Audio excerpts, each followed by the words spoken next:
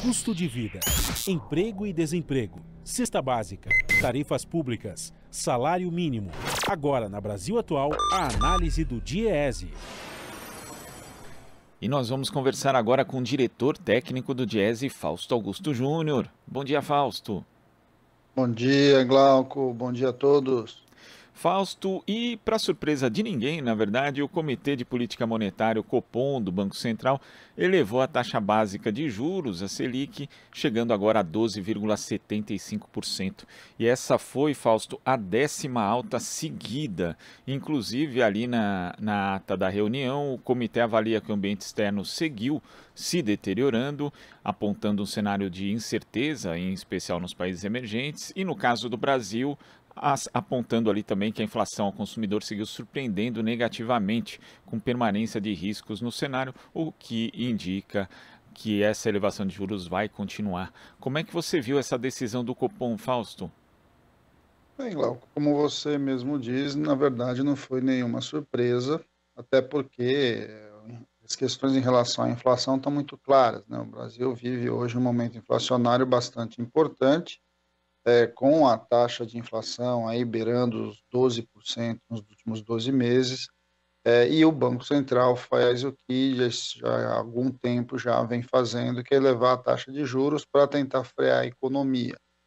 Mas aí, de novo, nós voltamos à discussão, quais são, finalmente, afinal de contas, as causas da elevação da inflação e se essas medidas vão funcionar. Está muito claro que a elevação da inflação está muito mais ligada aos preços administrados do que à própria economia, do que a economia de mercado, enfim, de alguma forma vai ser atingida pela elevação da taxa de juros. Mais uma vez, a gente tem uma política monetária, na verdade, busca enfraquecer a economia, busca encolher a economia para segurar uma inflação que não tem como causa o consumo. Ou seja, de novo, a gente tem mais de um remédio amargo, tende a ter pouca eficácia sobre o problema que a gente está vivendo. Esta é uma clara movimentação de uma política econômica do atual governo que pouco se relaciona com o mundo real e com as necessidades do conjunto da classe trabalhadora. A gente vai ver uma inflação que cresce e, ao mesmo tempo, uma taxa de juros que vai freando a economia, ou seja, que numa economia que está com quase 12 milhões de desempregados, uma renda média do trabalho caindo, a gente ainda tem uma elevação da taxa de juros que busca piorar ainda mais essa situação. É sempre bom lembrar que a intenção do aumento da taxa de juros é retirar dinheiro da economia, e ao retirar dinheiro da economia, ele vai tentando segurar os preços que, porventura, tenham a ver ali com as questões de crescimento da inflação por conta da demanda.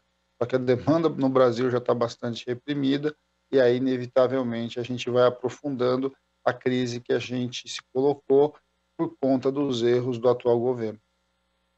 E Fausto, inclusive o economista Márcio Postman postou no Twitter uma publicação dizendo que o Brasil tem hoje 8 a cada 10 famílias endividadas, que em média transferem 30% daquilo que ganham para juros e amortização aos credores. E quando a ata do Copom aponta para um cenário de incertezas também no caso do trabalhador, né, que com esse nível de endividamento, com a inflação, né, que vem aí aumentando o preço de itens básicos, inclusive, tem a incerteza no caso de ter um salário até o fim do mês. Então, o aumento da taxa de juros também reflete de uma forma bastante negativa no dia a dia das pessoas, Fausto.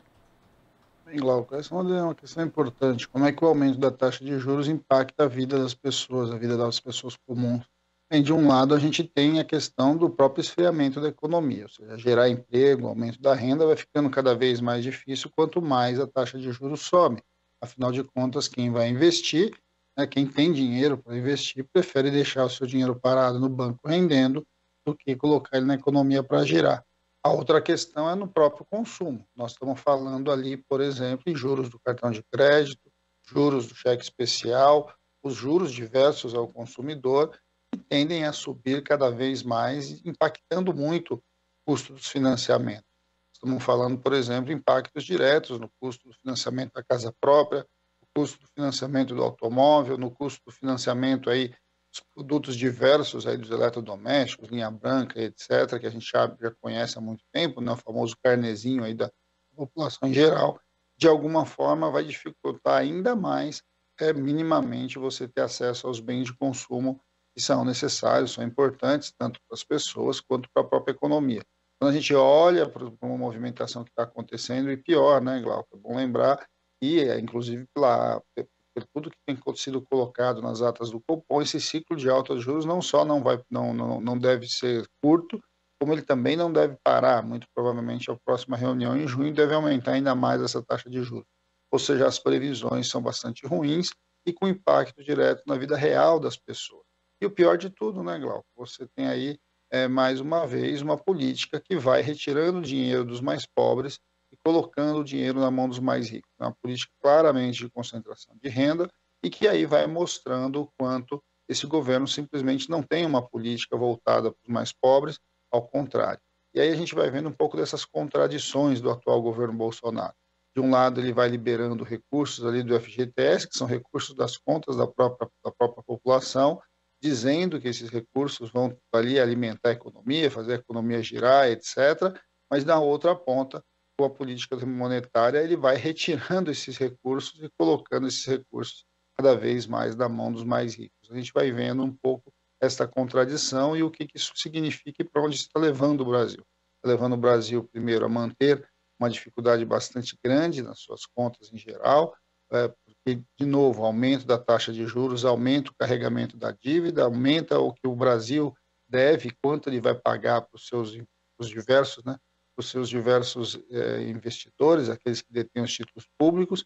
De outro lado, você tem um esfriamento da economia, que tende, inclusive, a não só piorar as vidas, né, das pessoas em geral, a economia como um todo, mas também a arrecadação do Estado. Você vai entrando num ciclo vicioso que, na verdade, vai afundando o Brasil cada vez mais nessa realidade muito dura. Inflação alta de um lado, taxa de desemprego muito alta, queda na renda e, de outro lado, um custo da dívida cada vez maior e o endividamento do Estado cada vez maior.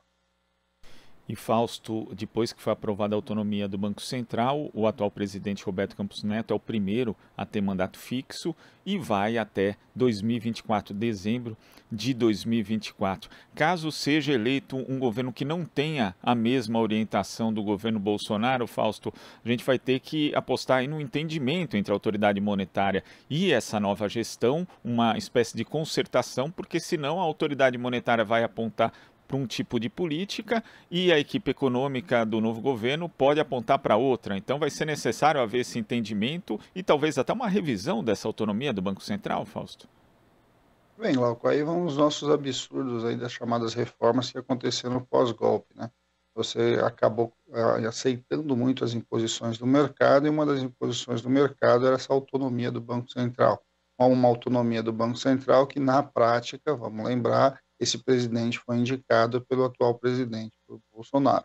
Quando a gente olha para isso, a gente sabe sim das dificuldades que vai encontrar qualquer outro governo que tenha uma outra visão econômica, uma vez que a política monetária vai continuar sendo contracionista. E pior do que ser contracionista, ela tem claramente interesses voltados aos mais ricos e ao sistema financeiro. Então, quando a gente olha para tudo isso, a gente sabe que vai ter muita dificuldade nesse debate, mas de alguma forma isso vai precisar ser enfrentado, uma vez que a questão da política monetária ela é central quando a gente pensa na questão econômica. O debate da inflação precisa ser resolvido, é óbvio. A gente tem outras ferramentas, e essas outras ferramentas precisam ser implementadas, de um lado, e a gente tem também um debate bastante importante de como é que você vai fazer essa tal de concertação, mas principalmente como é que você vai colocar o Banco Central para além de olhar só para a inflação. É bastante importante, num regime de metas, como eles se utilizam, que as metas não sejam só as metas inflacionárias, mas a questão do emprego, a questão do aquecimento da economia, a questão do desenvolvimento precisa estar ali também sendo monitorada pelo Banco Central. O Banco Central ele é um instrumento de uma política. Ele não é, afinal de contas, aquele que toma todas as decisões, muito pelo contrário. E aí cabe sim ao governo federal, cabe sim à própria discussão dentro do Congresso Nacional definir quais são ali os indicadores que o Banco Central deveria buscar. Se a inflação é um indicador importante, ele não pode ser o único, né? A questão do emprego, a questão da renda do trabalho precisa também estar sendo monitorada, ou seja, é uma combinação entre inflação, numa combinação ali do mercado de trabalho, a gente vai poder construir aí uma política monetária mais eficiente, uma política monetária mais condizente com as reais questões que dificultam a economia brasileira no atual momento. Fausto, muito obrigado pela sua participação no Jornal Brasil Atual de hoje. Até a próxima.